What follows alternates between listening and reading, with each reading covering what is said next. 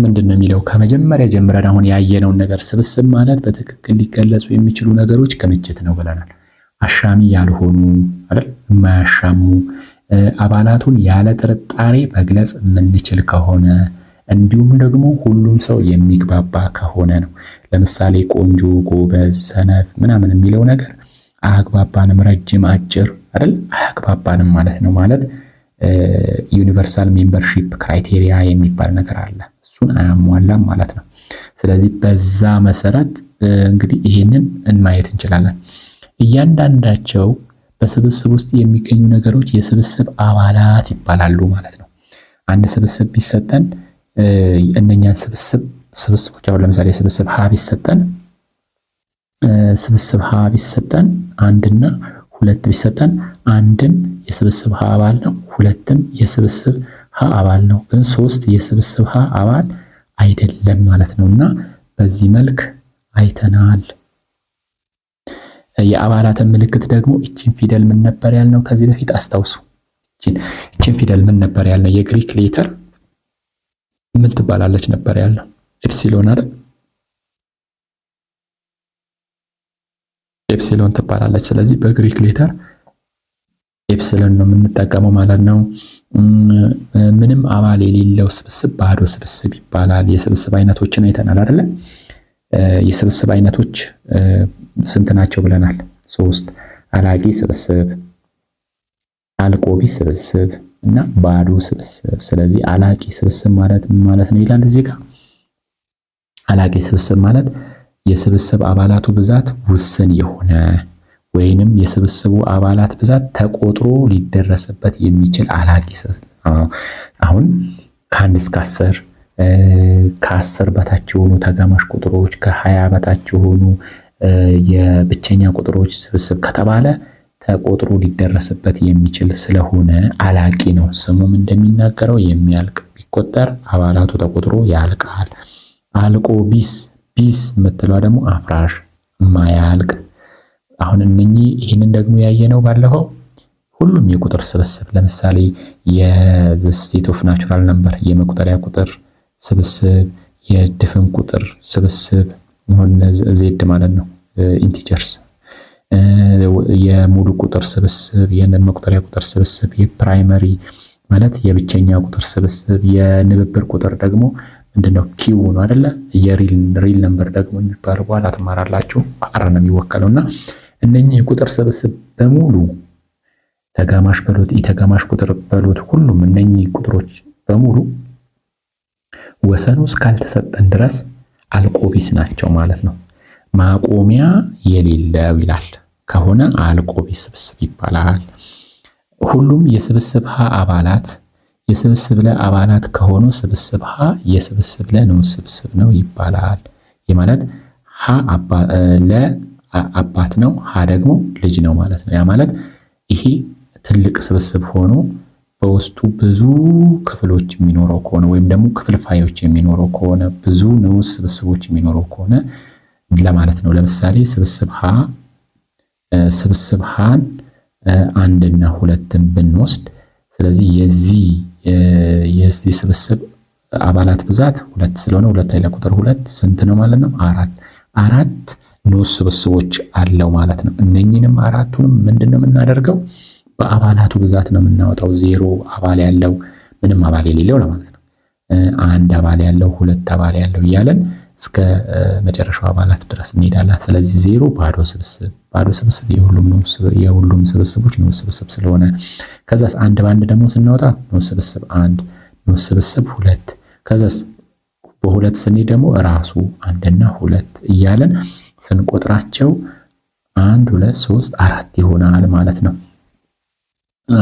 ስለዚህ ይሄ ማለት ምን ማለት ነው? አሁን እዚህ ጋር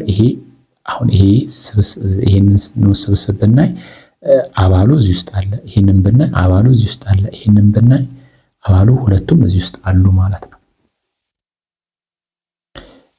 እና ይሄንን ይመስላል። አሁን ይሄ ምንድነው የሚሆነው ማለት ነው?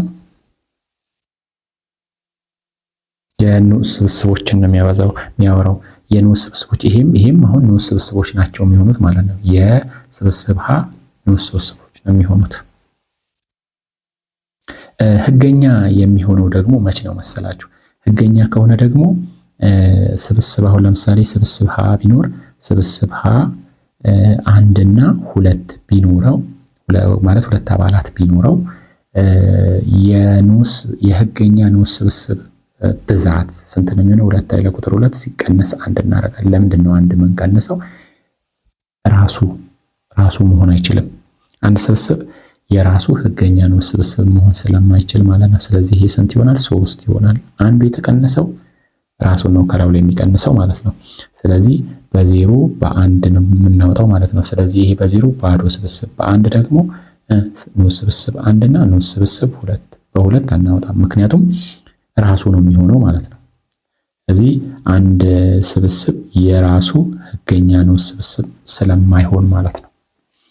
ስለዚህ እዚህ ጋር ያወራዋል ማለት ሁለቱ ስብስቦች እኩል ከሆኑ ሁለት እኩል የሆኑ ስብስቦች አንዱ ለራሱ አንዱ ለሌላ ህገኛ ንዑስ ስብስብ መሆን አይችልም። ሁለት እኩል የሆኑ ስብስቦች ከሆኑ ያ ማለት ለራሱ መሆን ስለማይችል ማለት ነው። ሁለት ስብስቦች የጋራ አባላት የሌላቸው ከሆኑ ስብስቦቹ ንጥል። ይሄ የታወቀ ነው። ያ ማለት ሁለቱ ስብስቦች የጋራ የላቸውም።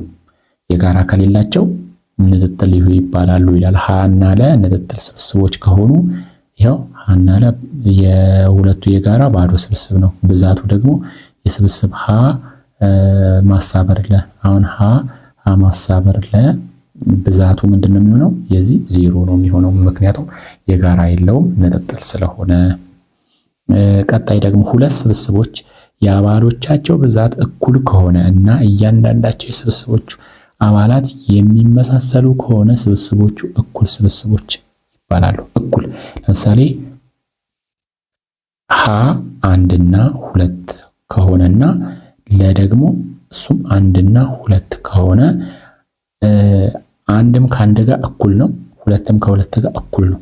አባሎቻቸው እያንዳንዳቸው እኩል ከሆኑ እና ተመጣጣኝ ከሆኑ እነኚህ ሁለቱ ስብስቦች እኩል ናቸው እንላለን። እኩል ወይም ደግሞ ለእኩል ይሆናል። ሀም ማለት እንችላለን። ቦታ ቢቀያየር ችግር የለውም ማለት ነው።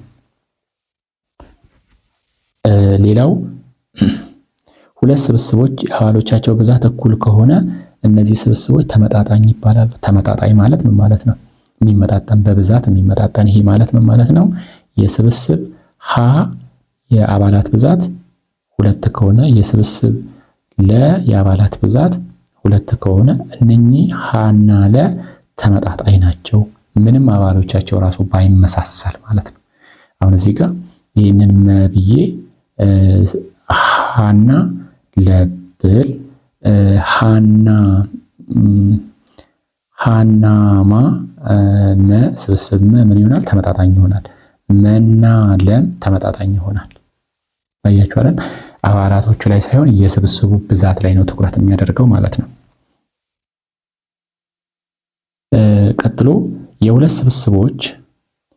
ስብስቦች ሀና ለ የጋራ አባላቶችን የያዘ ስብስብ ማሳበር ይባላል። የጋራ የሆነ የማሳበር ምልክት ደግሞ ይሄ ነው፣ ኢንተርሴክሽን የምንለው። ስለዚህ ይሄንን በቬን ዲያግራምም አይተነዋል። የሁለት ስብስቦች ሀና ለ ውህደት ማዋሃድ መቀየጥ አይደል? ውህድ አባሎቻቸው አሁን የሃን ስብስቦች አባሎች ወይንም ደግሞ የለ ስብስቦች አባሎች ወይንም የሁለቱንም የሃን እና የለ ስብስቦች አባሎች የሆኑ ናቸው። ያ ማለት ሁለቱንም አንድ ላይ የቀየጠ ማለት ነው። ለምሳሌ ስብስብ ሃን 1 እና 2ን ብንወስድ ስብስብ ለን ደግሞ ሃና 1ን ብንወስድ ይሄንን ምንድነው የምናደርገው? ሀ ውህድ ለ ስናዋህድ ምንድነው የምናደርገው? ከቁጥር ነው የምንጀምረው። 1 ከዛስ 2 እና ሀ ምክንያቱም ቁጥር ስለሚቀድም ማለት ነው። ይሄ ይሆናል ማለት ነው። ይሄ ማዋሃድ ነው። አሁን እነኝን ስናይ ሁሉም እዚህ ውስጥ አሉ። አሁን ለምሳሌ 1 እዚህ ጋር አለ፣ 1 እዚህ ጋር አለ፣ 2 እዚህ 2 በቃ እዛ ጋር ነው ያለው። ሀ ደግሞ እዚህ ጋር አለ። ስለዚህ አንድ ላይ የሁለቱንም ውህድ ነው የያዘው ማለት ነው። አንደግምም አሁን 1 እዚህ ጋር ስላለ አንደግምም አንድ ብቻ ነው የሚጻፈው።